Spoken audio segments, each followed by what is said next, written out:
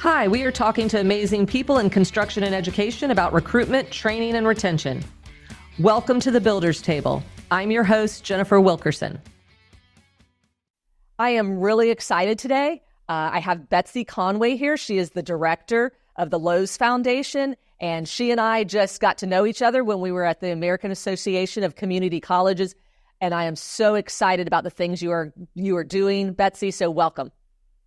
Thank you, Jennifer. I am really excited to be here and have this conversation with you today. So we're going to jump right in with all of this. So first, how did the Lowe Foundation, I mean, everybody knows Lowe's, right? Like everybody knows Lowe's, but I really didn't know a lot about the Lowe Foundation. So tell us a little bit about how that started and the mission that you guys have. The Lowe Foundation started more than 60 years ago. It's really the philanthropic arm of Lowe's as a company. And over that period of time, the foundation has supported the communities in many different ways. But last year, we decided to take a bold step and set a very ambitious goal of $50 million over 5 years to help prepare and train 50,000 individuals to enter skilled trades careers. So 50,000 new skilled tradespeople.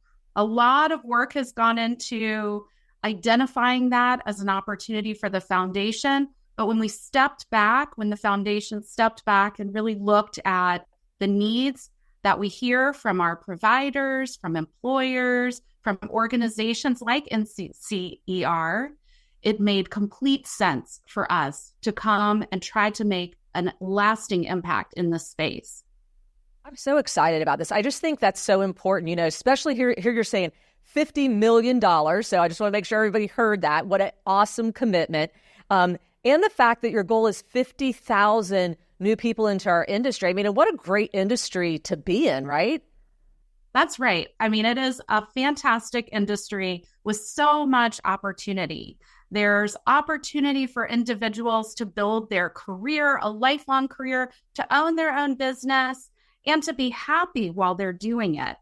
In talking with some of our partners who we work with, folks that come into this career who may have never known about it before, they're seeing that they can live out their true passion and dream by making something and changing the way that people live every day for the good. So it's an inspiring work that we're doing, and we're really excited about using our platform and your platform to really help promote and raise awareness of this opportunity that many folks out there who may be searching for a career may not have considered before, but might now. That's great. And who better to talk about it than Lowe's? Yeah. So, one of the things that I'm familiar with, is the Gable grants. And so it's right there on the back. I can see it behind you. This is fantastic. Tell us how that specifically got started. That's right. So when we sat back as a foundation, we looked at what are the needs of the community and really honed in on the worker shortage challenge that our construction and trades industry is facing. I know you all hear it every day from your partners and the employers that you work with across all of the communities that you all work in. And so it's not a matter of getting product. It's not a matter of having the work, but who can do the work? We need trained individuals to do that work. So that's where the Lowe Foundation comes in.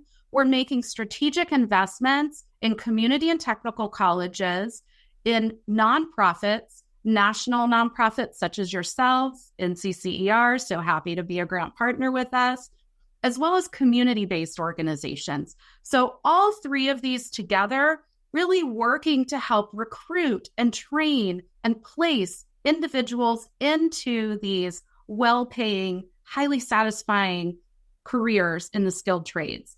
That's what it's all about. So how do we bring pieces of the puzzle together, collaborate, and really drive towards a mission with some strategic funding investments in programs that we know are innovative and also demonstrating an impact.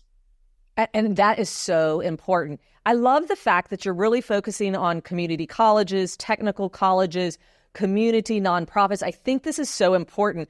Was there a particular reason that you guys went in that direction when you started thinking about these grants and who to provide them to? Yes, I think we were very intentional. When we think about community and technical colleges, they are very uniquely positioned to deliver this training. They have solid connections to the employers who are on the ground, who are in need of trained individuals. They have the infrastructure that exists. They've been doing this work, as you all know, you all partner with so many of them. They've been delivering this work in your curriculum for decades with a successful track record. And the other thing that community and technical colleges provide is additional training beyond the skills that one might need, those technical skills. So we're talking about soft skills, or if individuals want to own their own business, the entrepreneurial skills, the experience, the steps you need to take as a business owner, financial information, and courses. Our community and technical colleges play a solid role in being able to deliver that content. On the community-based side, these are organizations that are embedded within their local communities. So they may be providing skilled trades training in a rural community, or it may be an organization focused to specifically target and train and recruit women. And so over time, these organizations have developed an expertise in how do we show and demonstrate that this industry is relevant to the individuals that we're training. So it's these really two pieces of the puzzle that we feel like coming together are making the most impact. The other piece about our investments is that we're looking to invest in infrastructure. So as I mentioned, those community and technical colleges have been providing this training. How do we help them with some private funding, innovate, update their equipment, make sure that they're cutting edge so that they're delivering the best possible trained worker who's going to go out there into the field and deliver for the employers? And on the community-based side, how can we help them really expand their capacity, be able to train even more individuals to spread that word? Because what we also see too is individuals that go through trainings from both types of organizations, they tell their friends. They are showing up in a different way. They have this career path in front of them, and they really help spread that gospel of what it means to be in this industry and how fulfilling and exciting it is. Well, first of all, I love the spreading the gospel, because that's what we need to do, is spread the gospel, spread the good word, because this is awesome. But I love the sense of community that you're bringing to this, the fact that it's all around communities. And I've been so excited in recent years how the community colleges have really gotten back to that core. And, you and I, like I said, we were at the American Association for Community Colleges, and they're so eager to do this. I mean, have you found that when you talk to them? Oh, definitely. And in thinking about our working with the community and technical colleges, the amount of innovation that is out there, we have spoken to a number of instructors with our grant recipients. They have such an incredible vision. I think about at Palm Beach State College, they're working on a very ambitious plan to launch a smart home that will provide all trades to be able to come together as a cross-functional team, working in a real-world type scenario, encountering real-world situations and conflicts, but also being able to leverage that as a demonstration site for Girl Scout troops, for school groups to come in and be able to see this is what it's like at an active construction site. And I think by us being able to partner with these community and technical colleges and community-based organizations, we're providing them with some funding that's allowing them to think differently and to think new and to actually be able to put into place the visions that the instructors have. And it's truly, the instructors, as you know, are the heart of any program. They are who inspires the students. And being able to provide these instructors with a way to realize their vision is truly fulfilling. Yeah, it is so important. I absolutely agree. And I love the fact you hit on so many things. I'm like, where do I start with all of this? But You talked about soft skills and entrepreneurship. Those are really important. There are a lot of companies right now that I've talked to, that I've listened to, that are saying, hey, these are as important as the technical skills. We need this side of it. And I think you're hitting the nail on the head with we're better to go than our local community colleges because they can incorporate that so easily and most of the time do in their program. So I love that aspect of it. And I think that's absolutely something we need to hit on.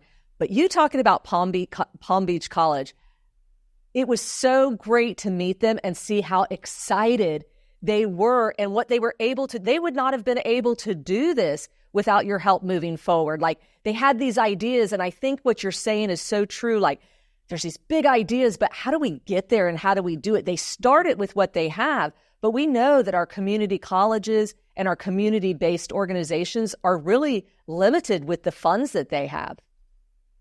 That's right. And so what we want to do is really be that ignition, that spark that helps provide that initial investment so that these programs can truly demonstrate these new innovative ideas.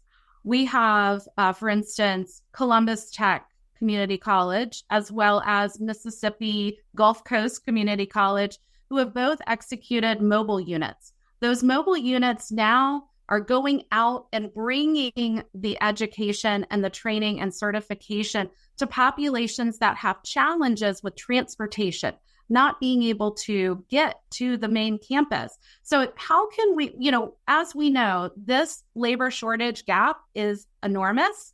We know more than 500,000 unfilled jobs this year alone. Potentially, we've got to bridge the gap. The way to bridge the gap is for all of us to work together to think about innovative ways and to really help prove some of those out. So what we want to see too is being able to share the story, having our community colleges, the community-based organizations talk about what's working so that others can replicate those models and bring additional funding in to those as well, because it's going to take a village for us to address this gap. Absolutely. Absolutely. So in addition to the money, are you highlighting these programs and so that people know about these programs that have won these Gable grants? We are. Yeah. So our website, lowes.com/foundation, has a lot of information on it. And over the course of the years, we're in this for at least 5 years, but this is a long-term opportunity and challenge that we're working to address. But we really want to highlight the stories of the individuals whose lives have been changed by going down this career path, by selecting this career path. I think about with one of our community-based organizations, She Built This City, and talking with an apprentice there named Ashley. And she was working in an hourly job, really just did not have that fulfillment that she was seeking, didn't quite know where she wanted to go, found She Built This City on Facebook, went to an information session, went through the pre-apprenticeship program, graduated. This is her life's mission now. It's not just a job, it's her career, but it's really her passion. She is spreading the word, talking to friends, family, really anyone who will listen. And she plans to own her own business. And so that is a complete transformation for her personally over a very short period of time. So we want to tell those stories so that other folks out there will understand and think about and consider, perhaps this could be a place for me. This could be a fit for my passions, for my skills, and I can be my own boss. What's better than that, right? Exactly. Well, and I love that you're talking about the people and the stories, because that's, I feel like construction, yes, we build wonderful things, we do all this incredible stuff, but without the people, it is really about the people. And I know we had the opportunity to work with Lowe's on the rapid recovery down in Fort Myers, and the academy down there, and the people were so grateful and so dedicated, and absolutely things like that change people's lives. Oh, it does. That program was incredible. And watching the videos, I get well up with tears just thinking about that, because lives were truly changed. And I think that's what, as an industry, we can all talk about is that, again, we're helping raise awareness and attracting individuals into this career path that will provide themselves, their families with sustainable wages, with generational wealth, and also with a wealth of opportunity that, you don't find in every single job that's out there. And so that's really what we're focused on. Love it. It's well, I can hear your passion, so that makes it even better. So it's the same thing. But I was just thinking, I had a conversation the other day with someone, and they were like, well, what do you guys do? What do you provide? And I said, you know what we provide? We provide opportunity. Ultimately, what we provide is opportunity, a way for people to get into an industry and learn the skills and get the knowledge that they need to do exactly what you said. Go as far as you want to go, like own your own business, do whatever. So it really is. I mean, that gets me excited too, just talking about it and thinking about the people and everything. So how many grants have you already given away? So we just recently, you may have heard, had some news, and we have added to the grants that we have given. So right now we are up to $17 million in investment, and in looking at across 37 communities, 25 states. So that includes 11 community and technical colleges, 10 community-based organizations, which we excitedly announced just last week. So that's hot off the presses. And then 3 national nonprofit grants, of which NCCER was one of those. And, even connecting back to the conversation we had about the Rapid Recovery Program, that really inspired us to expand our relationship with you and to invest $1 million into your Community Construction Academy program. And we are really just delighted to continue to build our partnership with you. This type of program where you've got the boot camp style trainings happening, being able to build on the success that you had with that Rapid Recovery Training program. We're just really looking forward to you all being a part of helping us achieve our mission, because you are a critical part of that. Well, thank you. I mean, that's great. Like, I did not pay her anything to say that, so I just want everyone to know. But it is. I mean, you know what I think so great about working with Lowe's is because you guys are as passionate as we are about it. You guys, the foundation and what you have created and what you're doing, and you're putting your money where your mouth is, and you're saying, we want to help this industry. Let us give back to this industry and help the people and get more people to experience what those of us in the industry get to experience. So I just think it's a lot of credit needs to go to Lowe's for doing that. And that's exciting. That's exciting. So ultimately, I guess it's the people coming in. Do you have other things in which you measure the success of these programs by? Well, when we look at success, we obviously have a goal that we're reaching towards, which is 50,000 new skilled trades people. We also want to think about learning and sharing those best practices that I talked about. One of the things that we'll be doing this year is bringing our cohorts together. So the grant recipients coming together and being able to learn, to share with each other, and to network with each other. And Jennifer, when you and I were in New Orleans with the American Association of Community Colleges, we started to have some of those conversations. You all were able to be a part of that with our community and technical college grant recipients. And I think it's that learning is another piece of it, where we're able to begin to help give others a blueprint for how they may be able to innovate and accelerate their training, to expand their capacity to train.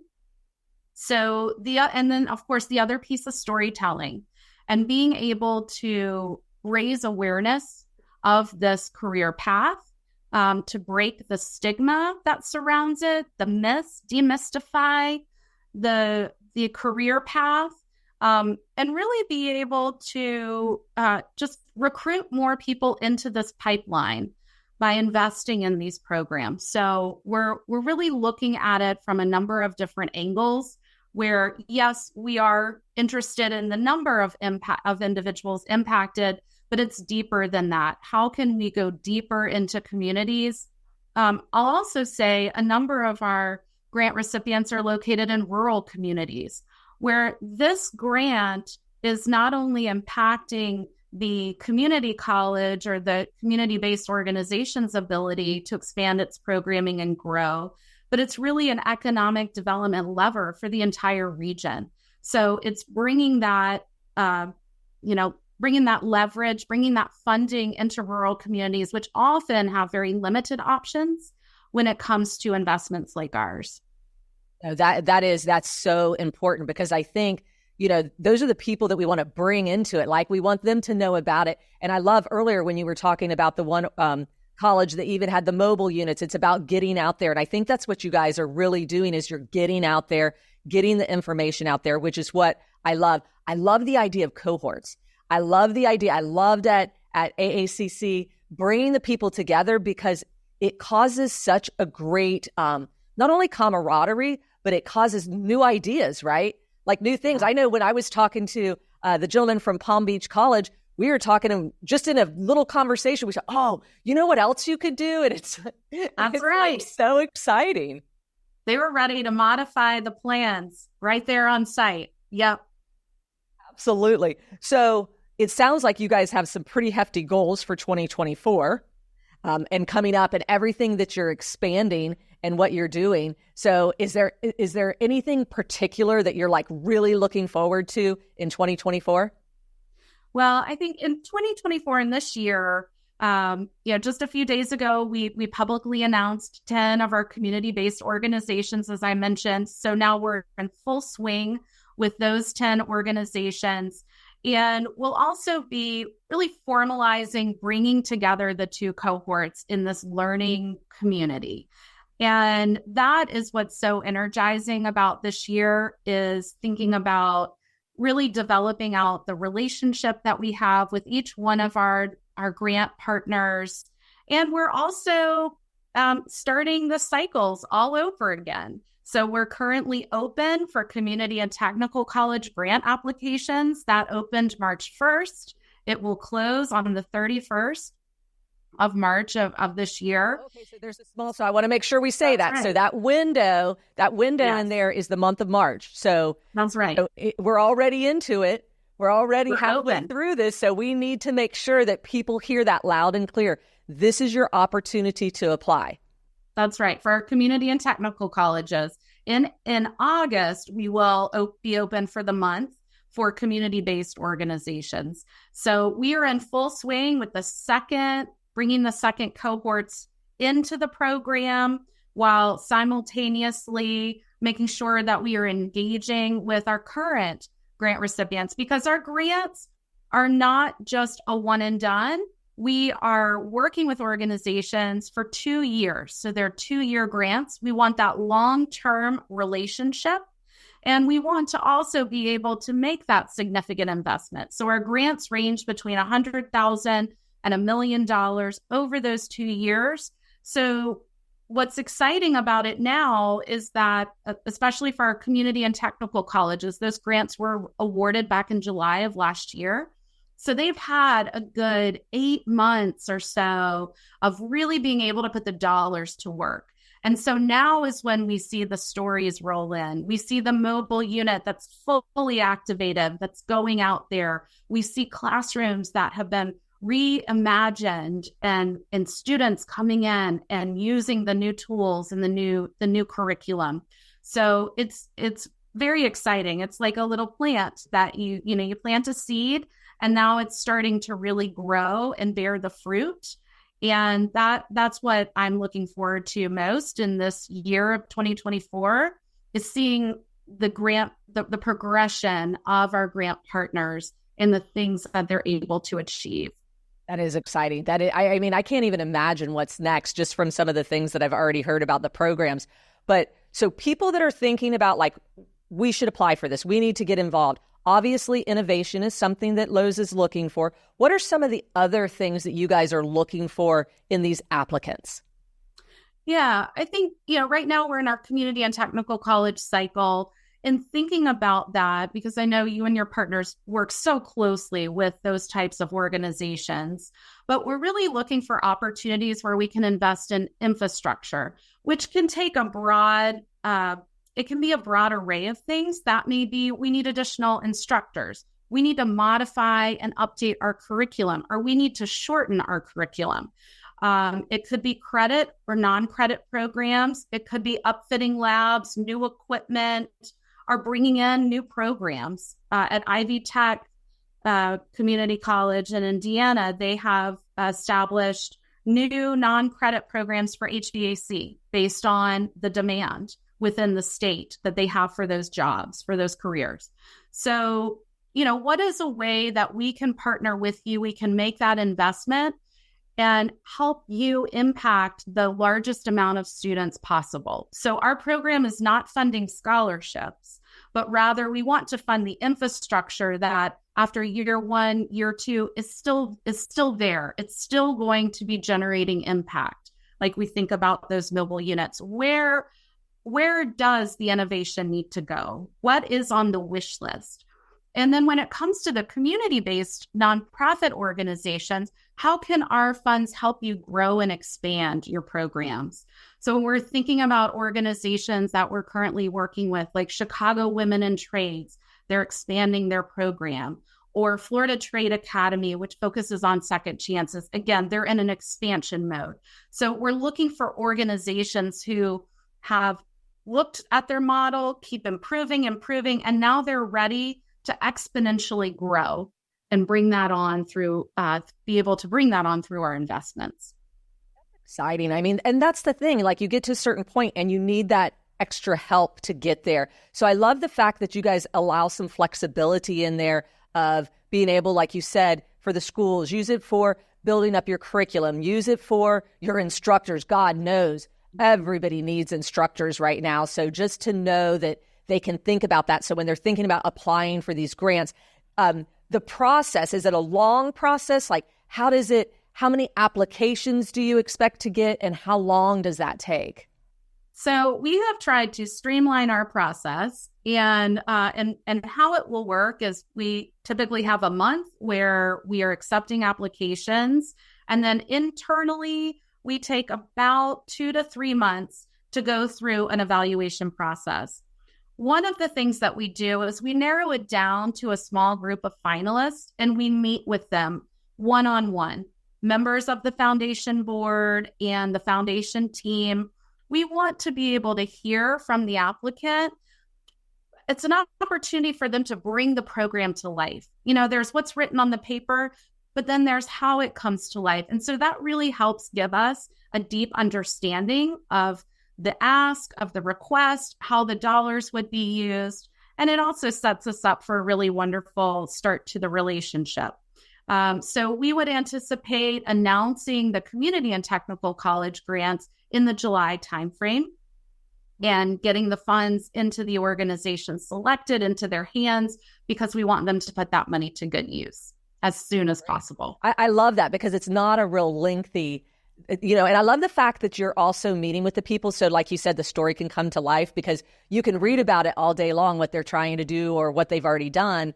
But until you hear it from the people again, that I think that's absolutely what makes it. Has there been anything like with this journey and you being so involved, and I know there's probably tons of things, is there anything that has impressed you the most about visiting these sites? Because I'm pretty sure you've been on this journey, like you're on a tour bus somewhere, checking out all these places and going to visit them. So anything stand out?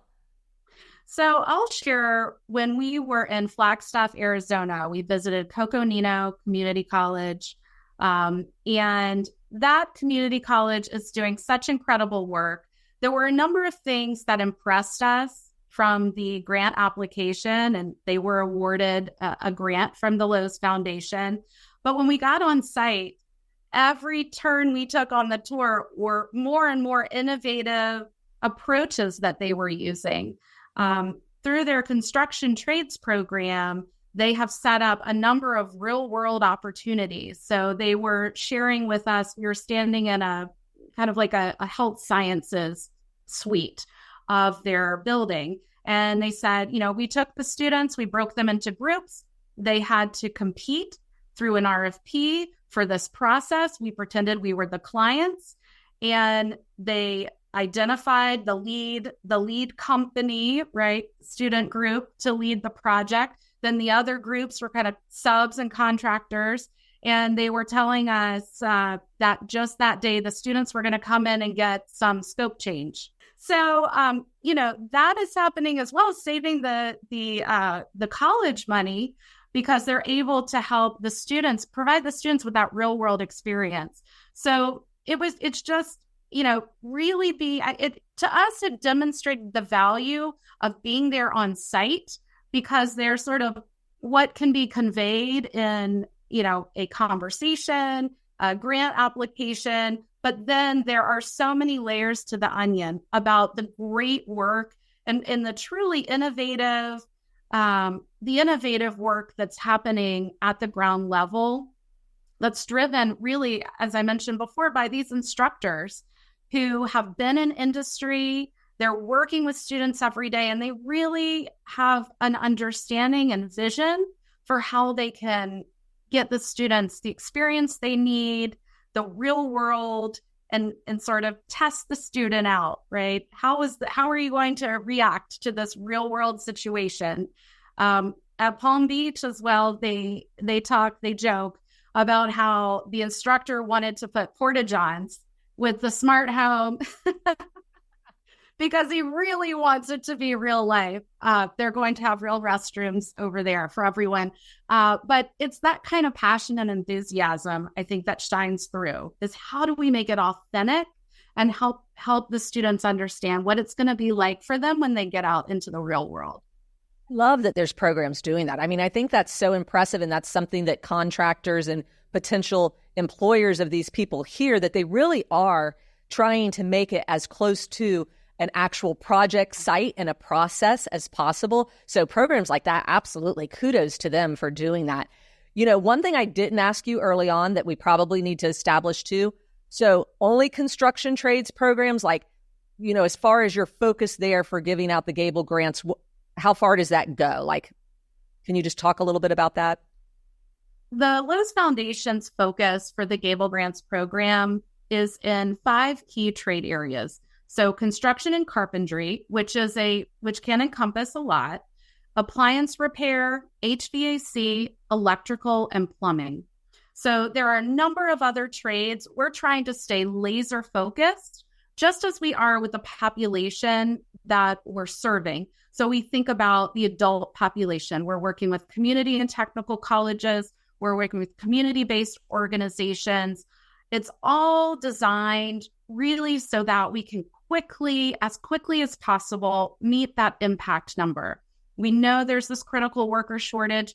How are we recruiting, training, placing individuals who are trained, who have certifications, who have the skills and the knowledge to be successful? So we definitely don't want to lose that piece of it in the quickness element, in the time element. But it's all about really working to meet this worker shortage. So a focus on adults, a focus on specific industries that are very relevant to the Lowe's company's business. And that's what you'll see in our partners here. I think that's really important too, because it is about those adults. We have a whole group of people that are underemployed. We have a whole group of people that may not even be employed. And so the opportunity to serve them and there to be programs that they can go to is just vitally important. And the other thing is just, with the dire need that we have in this industry, it's not going to come from one demographic, right? Like That's right. Everybody needs to know about construction, and we want everybody to come into the industry. I love the fact that you are very focused, because I do think being hyper-focused on the area you're trying to impact is important when you do something like this. So I think that's great. Yeah. So the last thing, where should people go? So we've got to already get started. So anybody that's hearing this, it's like, oh man, it's already in, I'm a community college or a technical college. I need to get myself in gear. So where do they go? That's right. Well, we would love for everyone to check out our website, lowes.com/foundation. There is so much information, a wealth of information out there just about the Lowe's Foundation, about our current grant partners, as well as the grant process. And then we're also on social media.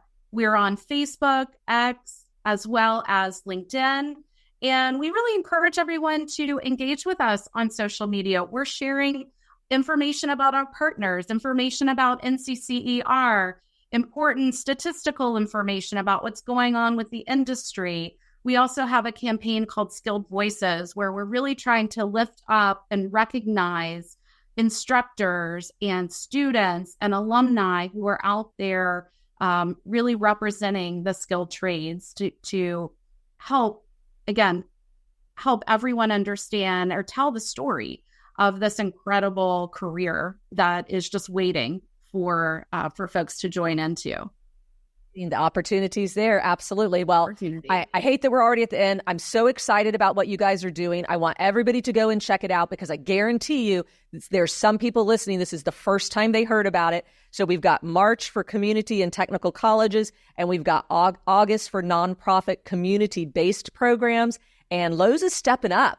I mean, you guys have stepped up. So hopefully people will listen, and you're going to get tons of applicants this month and in August. Well, thank you, Jennifer, and thank you to NCCER for being our partner. We value our partnership very much. We absolutely value Lowe's too. You guys have done an excellent job. Thank you.